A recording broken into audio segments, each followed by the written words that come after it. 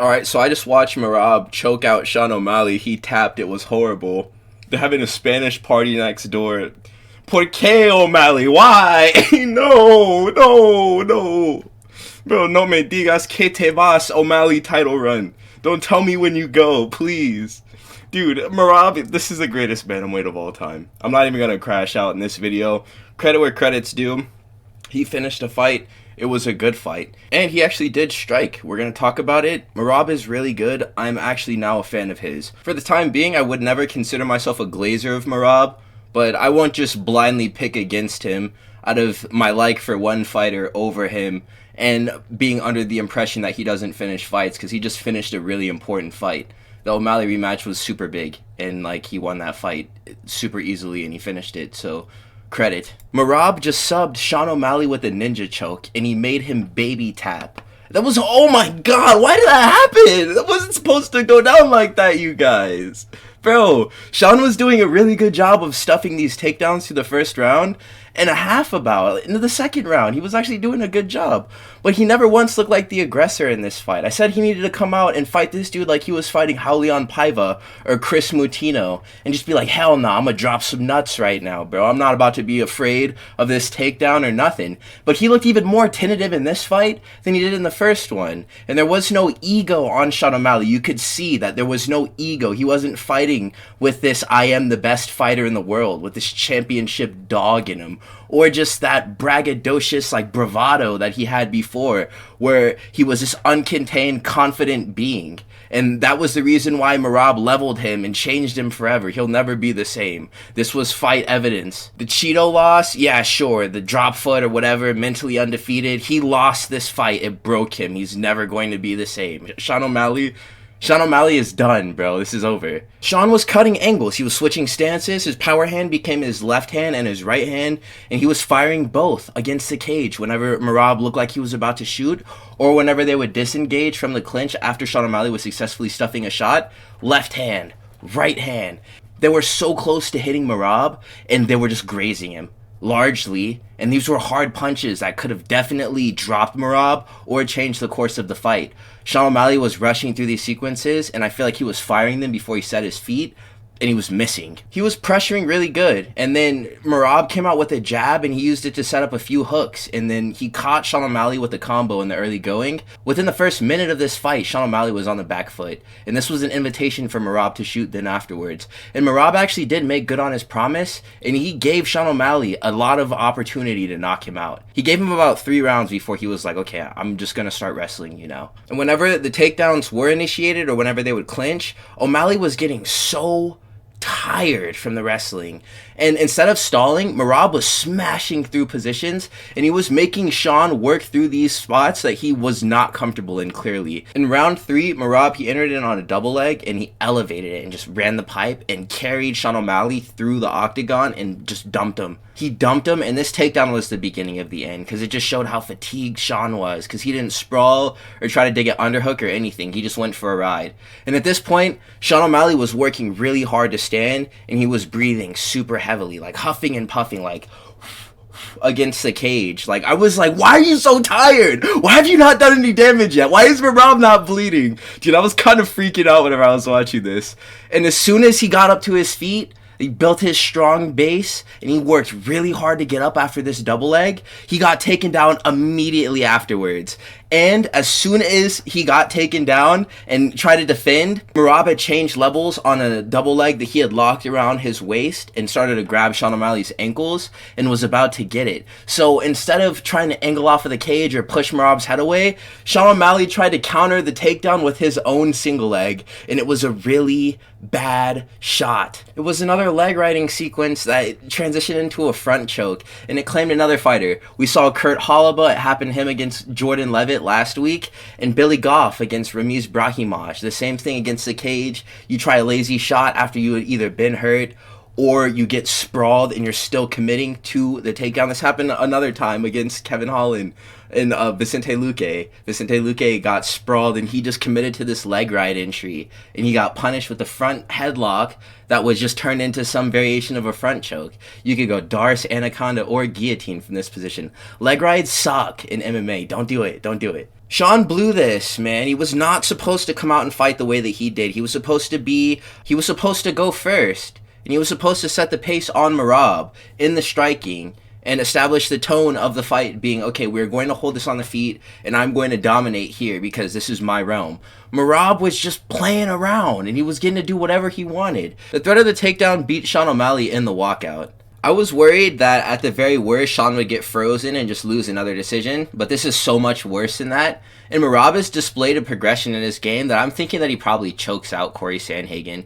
And we're likely talking about a divisional great whenever we say his name, like the greatest bantamweight ever. I know I just had it in like the first slide of this video, but that's not just lip service at this point. He's really proving the reason why he is the champion for one, and why he deserves to be recognized as the greatest bantamweight of all time. The first Clockwork Orange brainwashing session that I ever got was my friend in the Xbox Live party telling me, whenever we're talking about the bantamweight division and someone asks you who the greatest bantamweight is, you say Dominic Cruz, okay?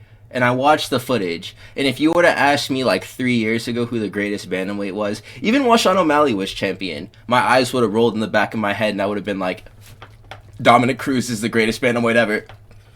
And I would have came back and we would have continued our conversation. But now, dude, it's Merab. And I see it. There's really nothing that this guy can't do. There's not a fight that he can't win. And honestly, let's look at this record real quick. 2021 Marlon Moraes, that was kind of on the downturn of his career, so I'm not sure if we'll consider that like the best win in the world. But Jose Aldo, at the time that he beat him, that was a good win.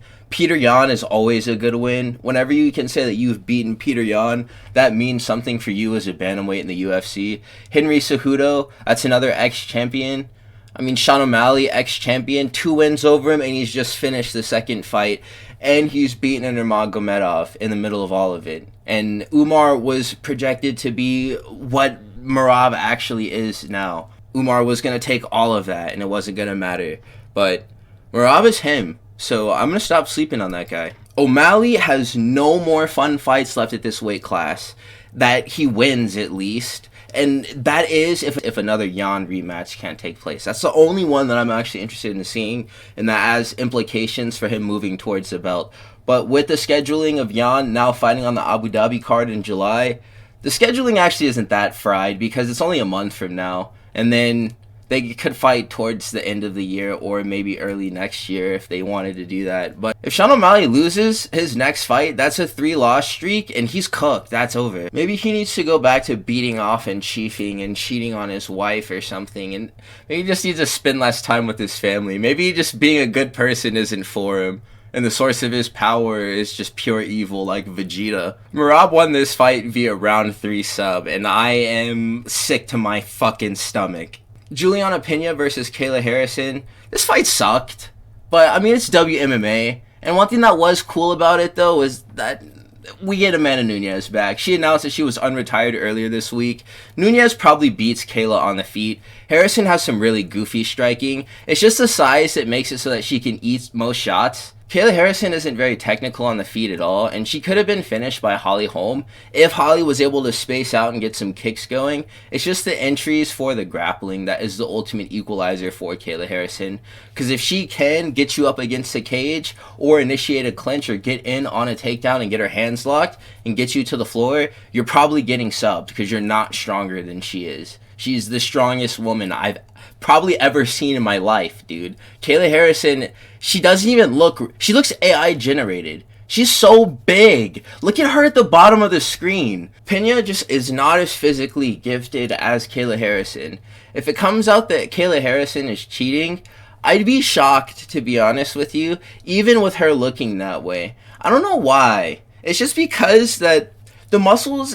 She's very hypertrophic as far as like bodybuilding goes, but have you ever seen videos of powerlifters or Olympic weightlifters who look pretty wiry and skinny and they're a lot stronger than dudes who are around their same size but weigh a lot more and have bigger muscles? Kayla Harrison is very jacked, and she is plenty strong, but it doesn't just translate to her having bullwhip Alex Pereira one-shot walk-off power. And she's never been that type of puncher in this weight class.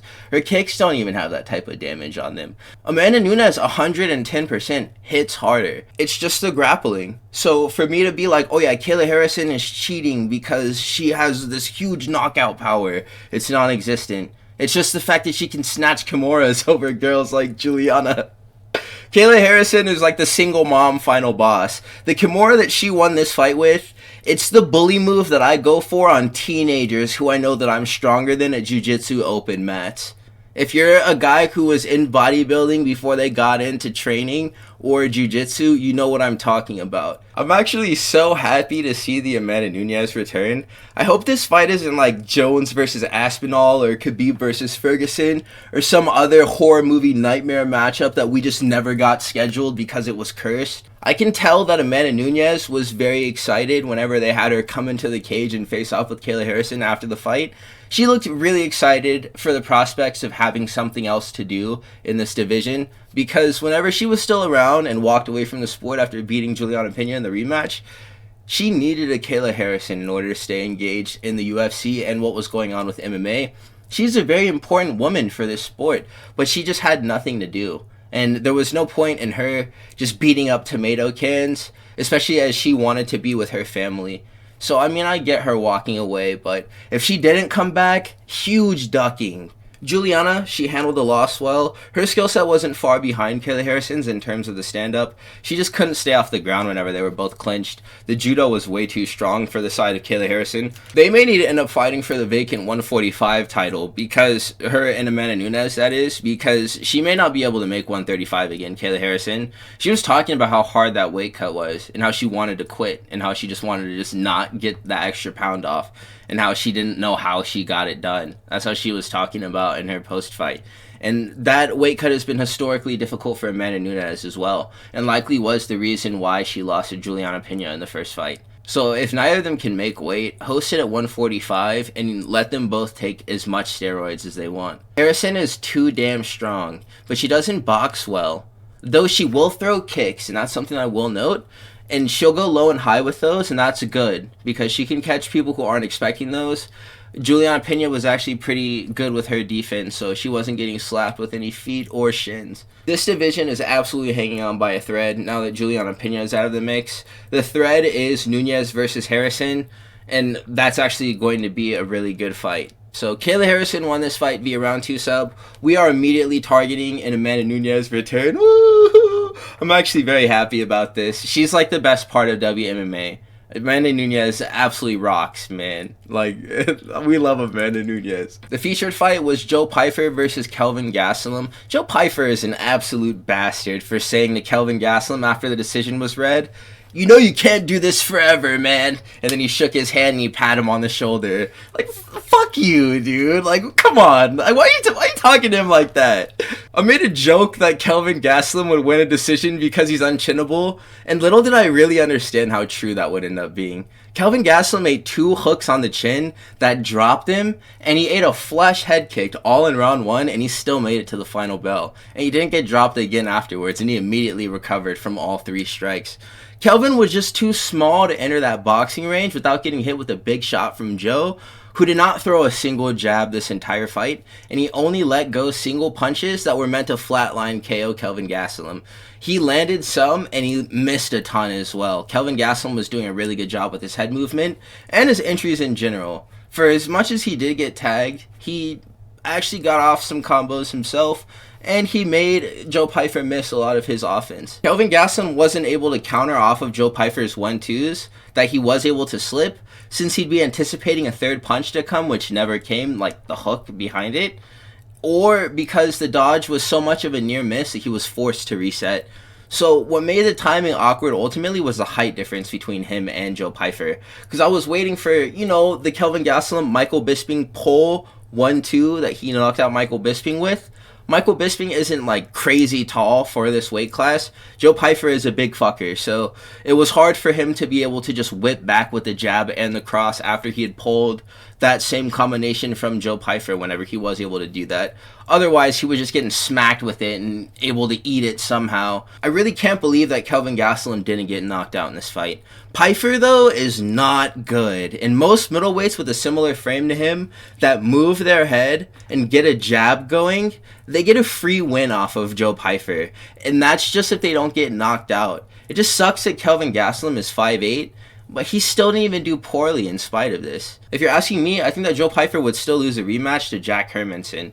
And if he were to fight with somebody like Shar Bullet, I think he'd get beaten very badly just because he doesn't do anything and he relies on the ability to knock someone out with one punch. Any striker with good output can put a gap between himself and Joe Pyfer on the cards to where they just need to not get clipped in order to win the fight. So Kelvin is a big fella and a small one at the same time. He's truly one of a kind. Nobody is like Kelvin Gastellum. Joe Pyfer did win this fight by decision. If Kelvin Gastellum doesn't retire from this sport at heavyweight, then he's still left something on the table and more in the tank. So he needs to eat up. This is a sign. And he needs to get up to heavyweight and challenge John Jones. Mario Bautista versus Patchy Mix. Patchy Mix is so damn funny. Cody, he calls himself No Love. Patchy No Love Mix. Cody Garbrandt, he's gotta still be the real No Love, even after this debut.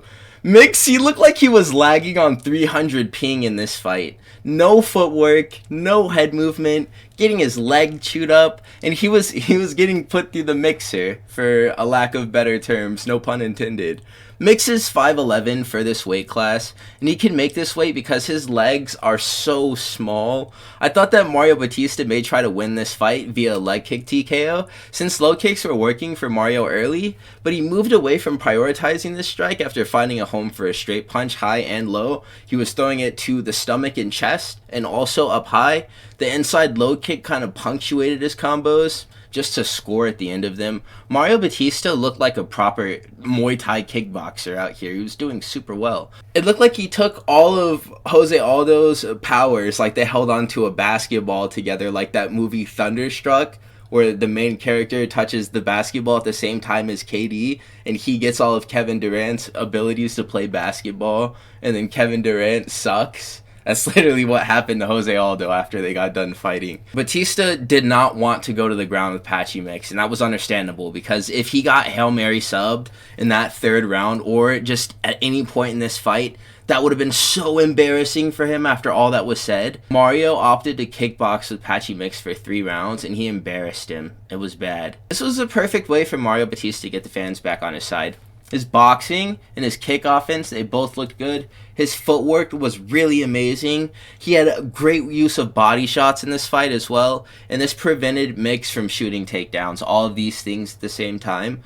Batista is cut with the high kick in round 2. He's slipping away from Patchy Mix as he throws this high kick, and his toe, Patchy Mix, fish hooks Mario Batista's eye. Super scary. I wonder if that actually did damage it, like a toenail got in there or something. That is absolutely nightmarish. But he recovered immediately, and he was on the retreat for a little bit, but Patchy Mix, whenever he would land any strike of significance, be it a straight right or that kick, he would just raise his hands like this instead of doing anything. I'm telling you, this Patchy Mix guy is so funny. After this kick landed, Mario Batista switched stances, and you know what? Now that I'm thinking about it, makes sense. Because that kick was landed on Mario Batista's left eye as he was slipping away from range.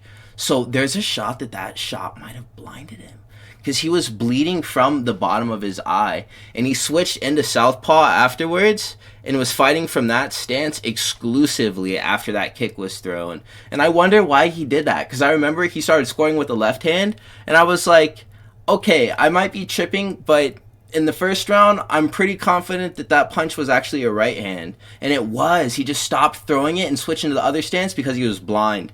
So I wonder if there's going to be more on that comes out. That's my assumption, though, is that he had switched to southpaw and fought there because he couldn't see out of his left eye. Even then, he wasn't crazy anxious to get in on those hips and try to work the wrestling. He was like, nope, I'm going to still stand.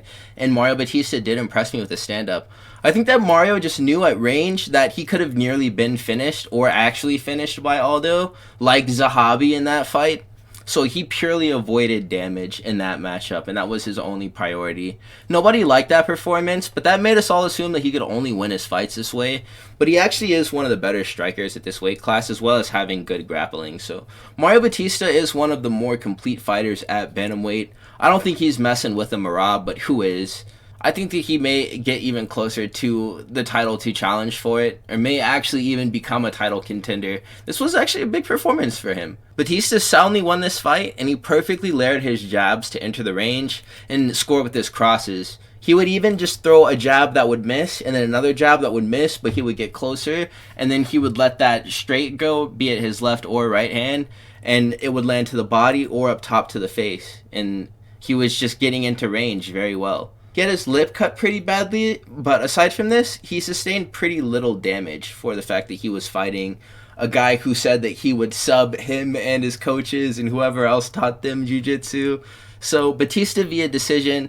I really wonder if there is going to be a story that comes out about that eye. Very scary stuff. Because now that I'm thinking about the replay, if anyone else does remember it, that toe was like right in there, dude. The start of the main card, man. It's quite sad to see Vicente Luque lose as much as he has been. He's only 33, and yet he's been battered beyond belief. Vicente Luque versus Kevin Holland. I didn't like watching this one bit.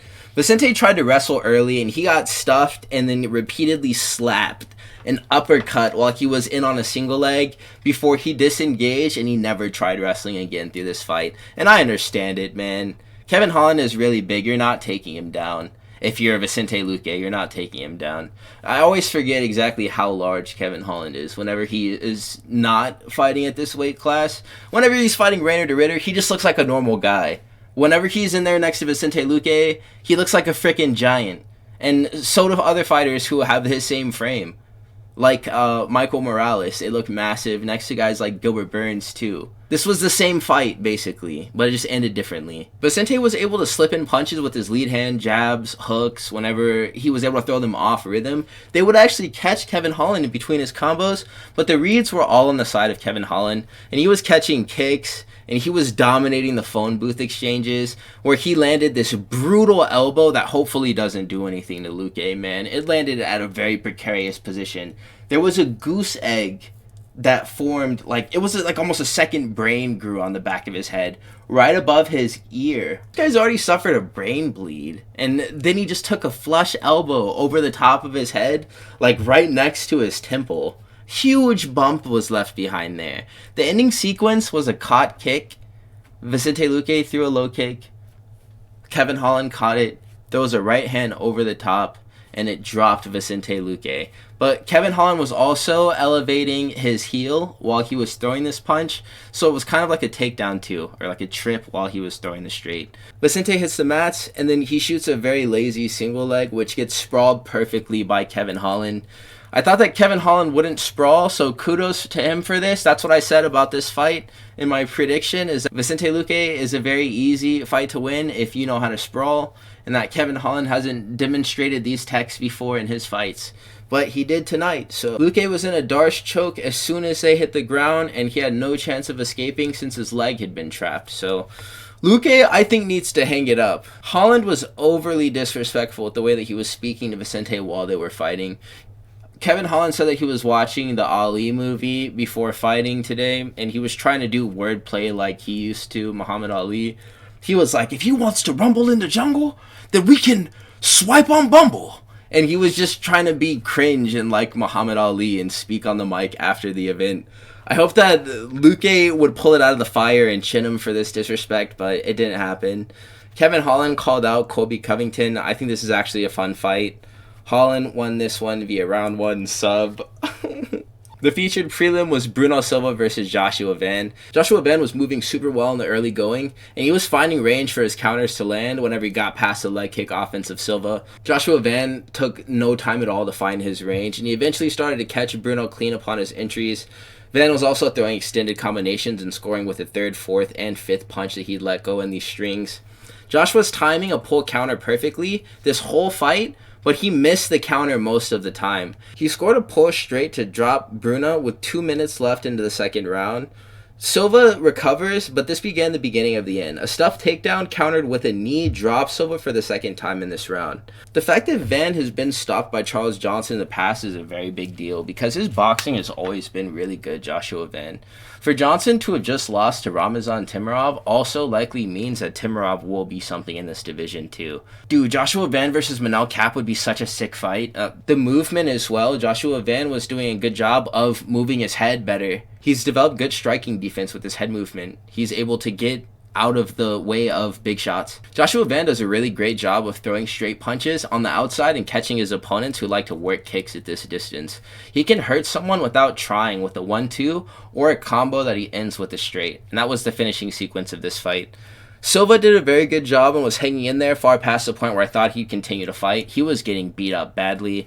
Van is just very creative and he has great eyes on him to see setups and counters. The only thing that he seems to need to negotiate as he rises through the ranks is his accuracy. He was missing counters all throughout the second round and he could have put this fight away with like 6 different uppercuts that only grazed Bruno Silva. And that was kind of frustrating to watch whenever this fight was a bit more competitive and he needed to land those shots. This was otherwise a pretty flawless victory. I called this happening the exact way that it did and the exact round, so I feel like a baller for predicting the Joshua Van round 3 KO TKO. This came right after the low point that I had reached after mispredicting this fight. Murzakonov, he may be the real Azamat, man. Brendson looked good. He came out making a read on the rear left hook of Murzakonov, which he ends up putting a lot of the people that he fights away with, or at least dropping them with quite often. Ribeiro was pulling and ducking at first, and he was also working a lead high kick. Ribeiro's strikes, including the kicks, were all being defended perfectly, and he spent the duration of this fight on the back foot moving towards the cage. And that was the only precursor to this knockout, because otherwise, Brendson Ribeiro's offense looked pretty strong, but it was never enough to make Azamat Murzakonov take steps back, really. So Azamat Murzakonov was walking down Brendson Ribeiro. To enter range, he was throwing a jab and then that rear left hook behind it. And Brendson Ribeiro at one point was posting both of his hands on the ground and like bending over to duck under this punch. And then he stopped being as responsible with his defense and just shelled his hands up high.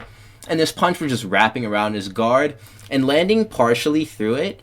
And Azamat noticed that this hook was partially landing in their exchanges, so he spammed the combo 3 times, jab, rear hook, and the third rear hook hit Brendson on the forehead, and he chicken danced immediately.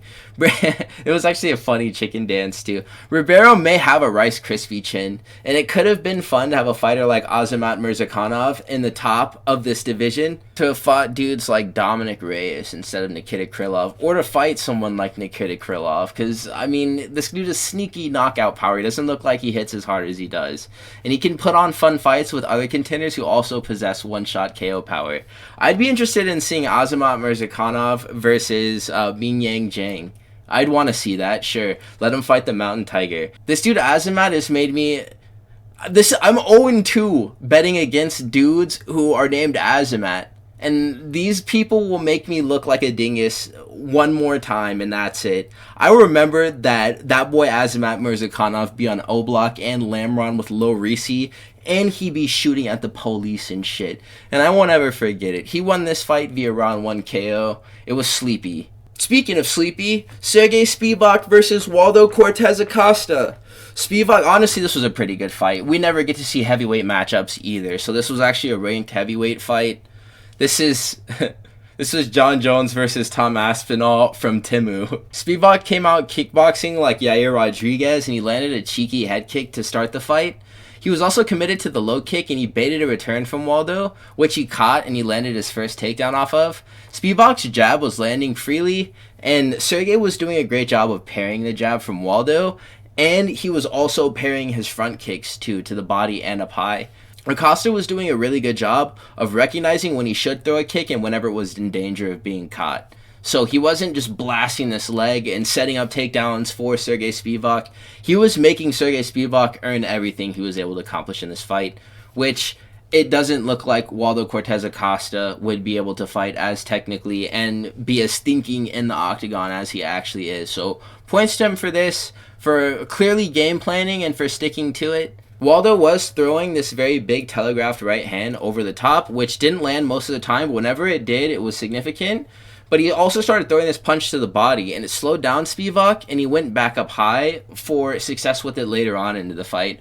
Once his offense became more jabs and hooks with his lead hand, because he was varying his punches and mixing the targets pretty well too, Waldo, Cortez, Acosta. Spivac got caught headhunting in this fight, and he didn't tire out Waldo, Cortez, Acosta enough with his own body shots before trying to wrestle. And his shots were no good. His shots for takedowns, they were no good after he himself started to get his body destroyed, and he became a lot more tired than Acosta. So I had this fight 1-1 going into round 3. Acosta was given a new pair of shorts after his ripped in a scramble in the middle of round 2. He put those back on in the middle of round 2 and 3, and he got right back to the boxing, and he was in flow state. Sergei misused his energy trying to knock out Waldo with every single punch that he threw.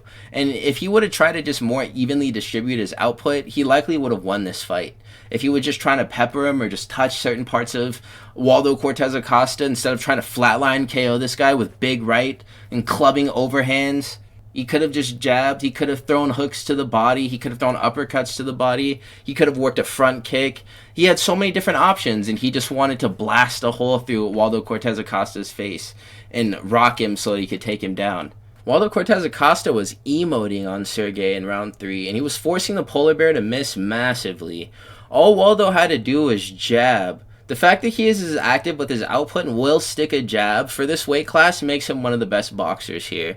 The way to overcome a grappler as a striker is just to fight like the wrestler or jiu-jitsu player as if he's never been on the mat before. If you just strike like how you normally would, then there is always a chance you get so far ahead early that they just shut down. And that's exactly what happened to my man Sergei Spivac, which sucks because I did select him to win. So Waldo Cortez Acosta won via decision. It was a boring fight, and I shooting straight air balls tonight. We'll get the official count at the very end of it. I think it went like 6-7, dude. But I predicted that Khaos Williams would win this fight. Andreas Gustaffson versus Khaos Williams.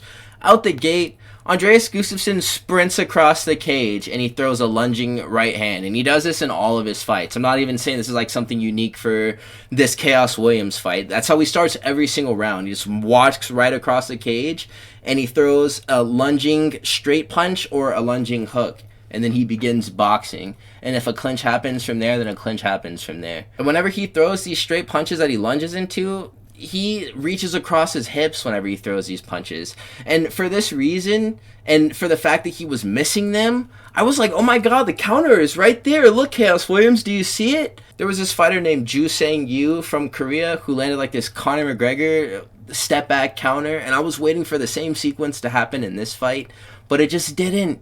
Khaos Williams watched the perfect opportunities pass for him to get a McGregor-esque counter, and he got chased into the cage where he was pressed into the clinch and he was grinded away there.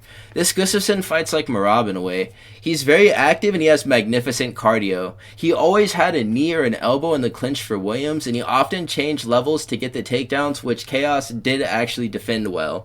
It was just the pacing largely, and how even the things that didn't damage Khaos Williams still tired him out, and his knockout threat was gone by the end of round 1.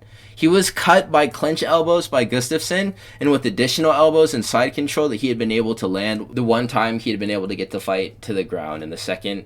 Khaos Williams may lose his job over this. I can see Gustaffson getting match made with Renat and getting chinned too. He chooses to fight like he doesn't have any skill, but he actually does. I think that there are plenty of fighters at 170 who will pull his card for not being tighter with his offense and for leaving himself so exposed. And I wonder if he'll recognize that he does have an increased risk against certain people and shore up his offense so that it looks less messy. How far Andreas gets in the UFC depends on the matchmaking he is assigned. Any crisp counter striker can do better than Williams, especially if they are more comfortable in the clinch than he is. Gustafson looks like a person to test new talent against. I don't see him entering the rankings, especially not with the depth of welterweight right now. Give him Sam Patterson. He just got a big win over Danny Barlow. Let him get a name like this and see if he's really about it. I will never select Khaos Williams to win another fight again if he doesn't get cut from the UFC. Alexander Gustafsson won a decision in this fight. Arianne Lipski da Silva versus Cong women's flyweight. They're calling Kong Wang, my bad, I'm sorry. They're calling her Wang Tong. I guess that's how you pronounce it. So it's not Kong Wang, it's Wang Tong. Arianne Lipski da Silva had a 7-pound weight miss because of a tumor, a benign tumor in her pituitary gland, which is scary because she is what I assume to be a healthy young woman. So why is she out here getting tumors? That's really scary. Tong is a thug for still agreeing to make this fight happen, though, even though Arianne Lipski da Silva didn't even look like she attempted to cut weight. I wish that they let Wang Tong fight with the Joker face paint on, since Arianne Lipski da Silva did come in so much overweight. Arianne Lipski da Silva was dwarfing Wang Tong at the very beginning of this fight. It's just that Tong is such a skilled kickboxer that she began chopping the tree down immediately. She understood that this is a large opponent and that she's probably not going to be able to flatline KO her since she is so hydrated, that she just was like, alright, let me just go for these legs real quick and stay on this jab. So that's exactly what she did. She initiated the low kick battle. Arianne Lipski da Silva participated for a little bit and then forgot. And then there was a low kick that ended at the very end of the first round, and it made Lipski hop and switch stances. And then from there, everything Kong Wang threw at Lipski da Silva hurt her, and especially these leg kicks as well. And the damage piled up eventually. There was a fight that happened before this. A fighter named Mark Choinsky had been dropped by Markel Medeiros, and Markel Medeiros stomped on the inside of his calf while he was laying on the ground. And so this fight got kind of boring into round 3. So Joe Rogan, DC, and Dean Thomas all got into a debate as to whether or not that strike is legal. And DC was like, no, Joe, it's not legal. And Joe was like, but you can axe kick? And that's legal? You're going to tell me that that's legal? And then a stomp on the calf isn't? That seems kind of like they're picking and choosing. And like nothing's going on with this fight, so we're all just kind of locked into them having this conversation. I was, at least. I thought it was pretty funny. I guess it's not legal though. And that was a really savage strike, so I'm glad it's not legal. Used leg kicks to set up her jab, and then a right hand after her jab, and then a lead hook as well off of this sequence. And this happened in an infinite cycle, and Arianne could just eat these punches all of the time because she was so hydrated. Kong Wang knew that she has beaten Valentina Shevchenko in a kickboxing match before. They are not about to let you forget that either at the announcement table. If you're watching Wang Tong fight, they're going to mention it about 8 times before the match is over. So she just stayed disciplined and tagging the leg and being smart with her defense to not get knocked out. Wang Tong did a good job. At the very end, she apologized for a snoozy fight.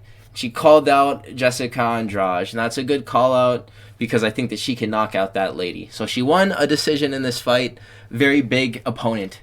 Not a performance of the night for certain, but it was a cool fight. Speaking of performance of the night, Jeka Sergei versus Ju Sang-yu. Man, this fight was so lit. Bro, knockouts like this is why I watch the sport. Thank you, Ju Sang-yu. Like, respect, bro. You're my boy. I immediately noticed that Yu was perfectly creating space to set up a step back counter like Connor, bro. And he faded to drop the shortest left hook that you've ever seen in your life, and it flatlined KO'd Jeka Sergei. This punch was like, it was thrown, the entire distance between him winding up the shot and throwing it was about like this. And in that distance, he fully turned over his hand, bro. Ooh, the slow-mo was so beautiful. Jeka Sergei eats a shot right on the chin, and he just stiffens up in mid, like, sprinting motion. And he's a 2x4 board that just slams right into the ground. He face plants, dude. I said before that you kind of reminded me of Conor McGregor, and this move was right out of Conor's playbook, this pullback counter. It was actually unreal the way that Sergei fell. This fight was a freebie just to test how good Ju Sang-yu was, while eliminating a guy from the roster who the UFC is for sure not trying to pay anymore. Yu needs to fight a real contender just to test his skills, but I don't doubt that he could sleep someone good the exact same way. It's the footwork mixed with the power and the accuracy. Ju Sang-yu kind of reminds me of a featherweight Malcolm Wellmaker, with the way that he moves around the cage and can cut angles and set up counters with positioning because he's able to move to those positions. They just move freely around this cage, man. And they have crazy power, too. And it's these lead hooks, man. These left hooks. Wow. This guy Ju Sang-yu got on the mic and he vowed to bring a belt back to South Korea to his mentor, the Korean Zombie. I think his name is like Zombie Jr. or something. It's just some glaze for it. But I mean, dude, that guy deserves glaze. If you're a Korean MMA prospect, that guy deserves all your respect, man. Chang Sung-jung is a GOAT. I hope he can achieve his goal of bringing that belt back to South Korea. He'd be a really fun prospect for this division. I hope he goes far. Ju Sang-yu, everyone. Quillen Sakild versus Yanal Ashmuz, a lightweight fight. Australia definitely has some wrestling. I know we're all memeing on Australia for the fact that Islam got on that DC podcast with Volk and was like, Australia don't have wrestling, brother. But they do have wrestling. They actually have wrestling, and they have good wrestlers from there. Volk, JDM. People say Robert Whittaker is a good wrestler. He is a good wrestler, but well, the verdict is still out. We'll see how he deals with RDR, and then we'll see how well his wrestling is, or what he contributes to this narrative that Australia has good wrestlers. But Quillen Sakild, he's a good wrestler, dude. It helps for the fact that he's very large, but he just understands these positions, and he can make use of scrambles and advance into positions where he's winning. And this time it's against a dude who we know can wrestle, you know? Yanal Ashmuz. If you've just gotten into this sport like 2 months ago, and I told you, oh yeah, I'm going to watch this guy named Yanal Ashmuz fight, you're probably going to assume that this guy is pretty good at wrestling, just because of the name. That was likely his only path to victory in this fight on paper, was coming out with a very grapple-heavy offense. And that's what he did. He pressed Quillen into the cage and initiated a clinch. One thing that I did not see coming at all was Quillen managing this clinch perfectly, stuffing the shot, and then entering for his own takedown and completing it. And then afterwards, continuing to wrestle. Quillen Sakild looked like a collegiate All-American out there, dude. Or a Dagestani, bro. I didn't understand where this wrestling came from. Australia is seriously leveling up in terms of the grapplers that they're producing. Halfway through the second round, after Sakild had reversed the position to a turtle, with Quillen taking the back, he eventually stopped trying to outsmart Yanal and just started hitting him from there. Quillen was fighting like Grant Dawson and Dan Hooker's body. I'd place him in the top 30% of grapplers for this weight class in lightweight. Ashmuz was also seemingly surprised that his attempt at escaping just weren't working, and he figured that Sakild would be super dangerous on the feet and that he'd never engage in wrestling first. This whole game plan just turned everything on its head, especially after the Jubilee knockout. You know how people say, like, how good is this person whenever a guy does, like, something really good? Or, like, they have a good performance? What is an example of that? I can't think of an example, but just how little does a win over Anshul Jubilee by knockout actually mean as far as predicting how hard you hit as a puncher? Like, to be able to knock out Anshul Jubilee in one shot, does that actually mean that you have one-shot KO power? Or does that mean that you just knocked out Anshul Jubilee? Because Sakild is a better grappler than he is a striker, and he has defensive breakdowns on the feet, and they nearly got him finished later on into this matchup. This is a guy who gets slept in the clinch. He does well against the cage in a clinch, but in the collar tie, I could see a dude like Jared Gordon knocking him out with uppercuts, like Robbie Lawler knocked out Nico Price, or just shots over the top, whether in the Muay Thai plum or the collar tie. I can see this happening. I was happy to be right about predicting a Sakild win, but I was not expecting it to be in the form of a wrestling decision. I think that this displays longevity for the career of Quillen Sakild in the UFC, so I will never be mad at a young prospect choosing to win this way over going full Andreas Gustaffson. Quillen Sakild may actually enter the rankings eventually, if he can develop all parts of his games as he moves forward. This is a good win. And this means a lot for him as being an early prospect who's just starting out. This was a pretty perfect decision. There were no real scary parts. So the prelim opener was going to be Markel Medeiros versus Mark Choinsky, a lightweight fight. Choinsky was getting his lead leg touched by Medeiros, who would spin all the way around if he missed.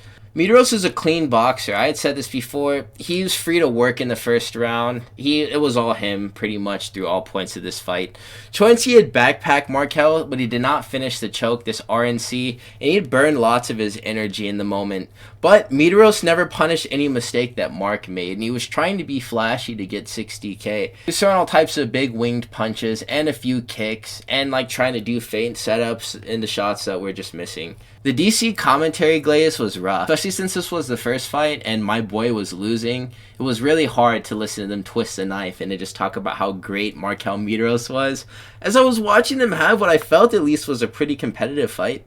There was a calf kick that was just opening up at this point, though, and as soon as I was getting frustrated at the fact that DC and Joe Rogan were glazing Medeiros, this is whenever Mark Choinsky just started getting dropped by these calf kicks, man. And this calf kick, it opened up every single other part of Medeiros' game while taking all other parts of Choinsky's offense away. Mark could not check a low kick for the life of him. Medeiros does kind of fight like Anderson Silva. He was doing a lot of this. And he was working the kicks and knees very well in general. Choinsky had been knocked down about 15 times, and he would fall after every single leg kick would connect. And he stomps on the calf of like his lead leg, like this inner calf, while he's laying on his back. This was a Khalil Roundtree knee to the rib moment, where people were like, oh wow, he's such a savage. This was definitely illegal though, as they had discussed later on. Something about it just didn't look right. It looked way too violent. That was a very violent choice from him to go downward stomp on the calf. Like, damn, man. What did he do to make you that mad?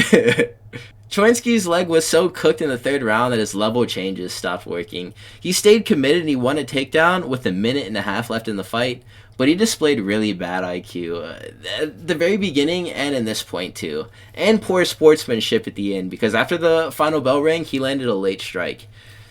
His bad IQ mistake was that he thought that he could finish a rear naked choke against UFC level talent with one arm.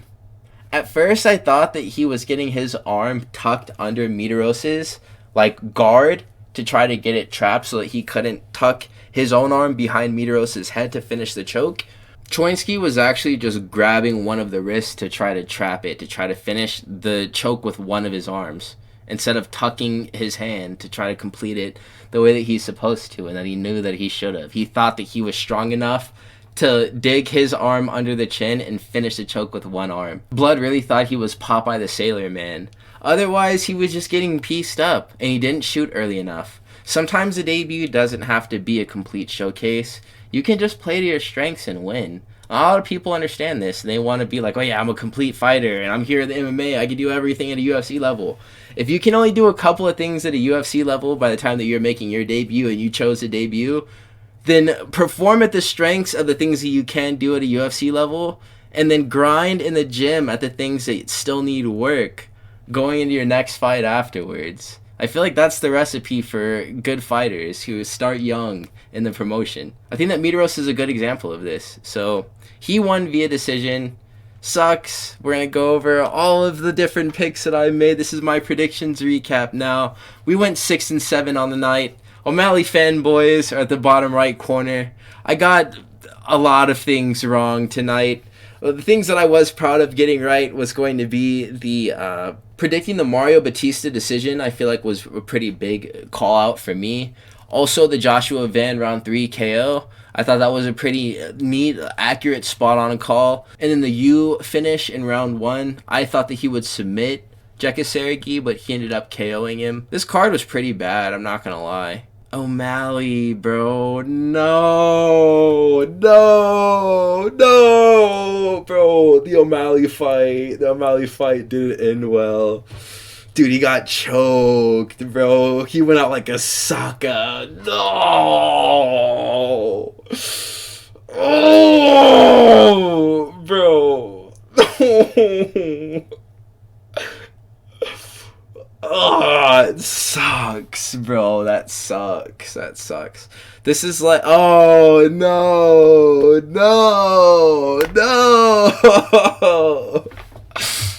Oh. Dude, I'm actually, like, heavily lamenting, bro. Like, he tapped, and, like, Merab forced it. I'm gonna just edit this and upload it, man. Please like, comment, and subscribe if you made it to this point.